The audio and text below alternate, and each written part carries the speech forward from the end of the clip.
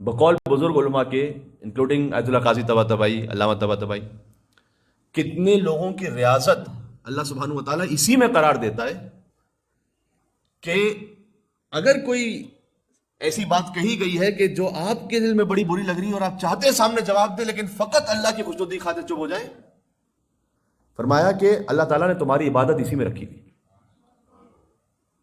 صحیح ہے؟ فقط عبادت جو ہے وہ تسبیح گھما کے نماز پڑھنا نہیں ہے. عبادت، تمہاری عبادت اللہ سبحانہ و تعالیٰ نے اس میں رکھی ہوئی ہے کہ اس پہ صبر کر لو. آ گئے سید ہاشم حداد، ان کے لیے کہا جاتا ہے کہ وہ ایک اپنی فیملی لائف کی مشکل میں تھے. وائف کے ساتھ ان کے لیے کوئی پرابلم نہیں تھا، وہ ان کا تعلق ٹھیک تھا. ان کا مسئلہ تھا ساس کے ساتھ. بڑے ہی خطرناک ایشو چھیڑ دیا میں نے. تو ان کی ساس کے ساتھ جو ان کا معاملہ تھا وہ بڑا برا تھا، اور وہ یہ تھا کہ خود چونکہ وہ کوئی بہت زیادہ امیر فیملی سے نہیں تھے اور ان کے جو ان لاس تھے وہ بہت امیر تھے، تو اس کی وجہ سے تانے سننا، تشنی سننا، یہاں تک کہ معاملہ یہاں تک پہنچ گیا کہ وہ اپنے استاد آیت اللہ قاضی طباطبائی کے پاس گئے اور انہوں نے کہا کہ میں اس وقت خود دوراہے پر ہوں کہ کیا ڈیورس دے دوں، کیا کروں، میرا گزارا نہیں ہو پا رہا. تو انہوں نے پوچھا کہ اچھا یہ بتاؤ کہ کیا تمہاری وائف کے ساتھ بھی کوئی مشکل ہے یا ان کا اخلاق ٹھیک ہے؟ کہ نہیں وہ ٹھیک ہے لیکن جو مدر ان لا ہے وہ ٹھیک نہیں. تو انہوں نے کہا نہیں، اجازت نہیں ہے، اجازت نہیں کہ تم طلاق دو، نہ کرو ایسا. اللہ تعالیٰ قرآن میں کیا کہتا ہے؟ عاشرہن بالمعروف. ایک تو یہ ہے کہ اپنے اہل و عیال کے ساتھ نیکی کے ساتھ پیش آؤ. وَإِن كَرِهْتُمُوهُنَّ، اگر تمہیں کسی بات پر کراہت بھی محسوس ہوتی ہے تو آگے فوراً یہ نہیں کہا کہ طلاق دے دو، سیپریٹ ہو جاؤ. آگے فرمایا کہ اگر تمہیں کراہت بھی محسوس ہوتی ہے تو یاد رکھو کہ کتنی ہی ایسی چیزیں ہیں جو تمہیں بری لگتی ہوں، اللہ نے اسی میں تمہارے لیے خیر کثیر رکھا ہو. یہاں پر اب خیر کثیر کیا ہو سکتا ہے مولانا صاحب؟ مثال کے طور پر فرض کیجئے کہ کوئی اس وقت وہاں صبر کر لے، اللہ سبحانہ و تعالیٰ اسی ذریعے سے ایک فرزند صالح عطا فرما دے، نیک فرزند عطا کر دے. یہ خیر ہو گیا نا. ہو سکتا ہے اسی کے ذریعے سے قیامت میں درجات بلند کر دے، گناہوں کو معاف کر دے. تو خیر کثیر ہو گیا نہیں ہوگی؟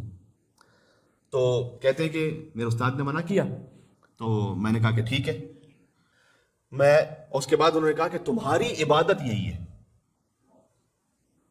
کہ تمہیں ان کی بد اخلاقی پر صبر کر لینا ہے. تمہاری عبادت ہے یہ، اس کو عبادت سمجھ کے کرو، اللہ سبحانہ و تعالیٰ کی خوشنودی کی خاطر. درگزر کیا میں نے. کہتے ہیں یہ بات میرے دل میں بیٹھ گئی. کبھی کہنے والے کی بات پر بھی ایسا اثر ہوتا ہے، اس کی زبان کی تاثیر ہوتی ہے کہ بات دل میں بیٹھ گئی. کہتے ہیں پھر ایک موقع ایسا آیا کہ اچھا شدید گرمی تھی، میں کسی کام سے جب گھر میں آیا تو ایک تو واقعی جب گرمی ہوتی ہے تو تھوڑا سا حوصلہ کم ہو جاتا ہے انسان، اور میری ساس صاحبہ سامنے بیٹھی ہوئی تھی اور ایسا لگا کہ جیسے دن بھر کا جو ہے نا وہ ذخیرہ کر کے اپنے پاس بیٹھی ہوئی تھی. میں آیا اور انہوں نے بولنا شروع کیا، میں یہ تو وہ تو زمین آسمان ایک کر دیا میرے سامنے مجھے برا بھلا بول کے.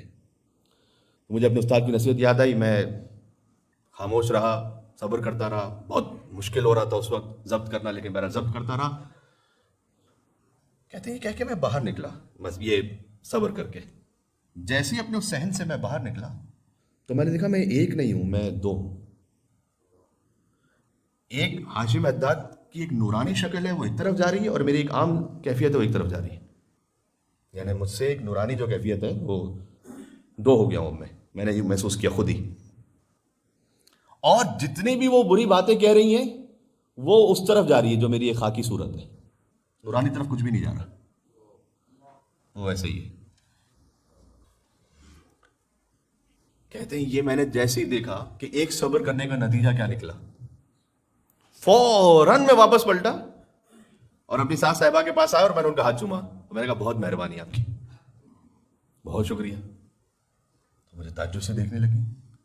میں تم کو یہاں گالیاں نکال رہی ہوں اور تم یہاں میرا شکر کر. کہ نہیں، آپ کی وجہ سے کوئی مقام عطا ہوا ہے مجھے. کبھی کسی شے میں بظاہر تم شر دیکھ رہے ہو، اللہ اسی میں تمہارے لیے خیر نکالا ہوا ہے. ممکن ہے یہاں سے مل کے صلوات ایک اور بھیجے محمد و آل محمد پر اللہم صل علی محمد. میں نے یہ جو جتنی بھی سانسیں ہیں ان کو کھلی چھٹی نہیں دیتی. حدیث میں آیا ہے باقاعدہ کہ حضرت آسیہ سلام اللہ علیہ کے ساتھ محشور ہوگی وہ خاتون کہ جو اپنے شوہر کی بد اخلاقی پر صبر کرے. حضرت آسیہ کہ جو شوہر ہے وہ کون ہے؟ فرعون ہے نا. تو حضرت آسیہ کے ساتھ محشور ہوگی وہ خاتون کے جو اپنے شوہر کی بدخلقی پر صبر کرے. تو یہاں اس حدیث میں مردوں کو فرعون بننے کے لیے نہیں کہا جا رہا کہ آپ فرعون بنیے تاکہ آپ کی زوجہ ان کے ساتھ محشور ہوں. یہ ہے کہ اگر کسی کے ساتھ کوئی ایسی سچویشن ہو گئی ہے تو اللہ تعالیٰ نے نمونہ ہدایت سب کے لیے رکھا ہوا ہے.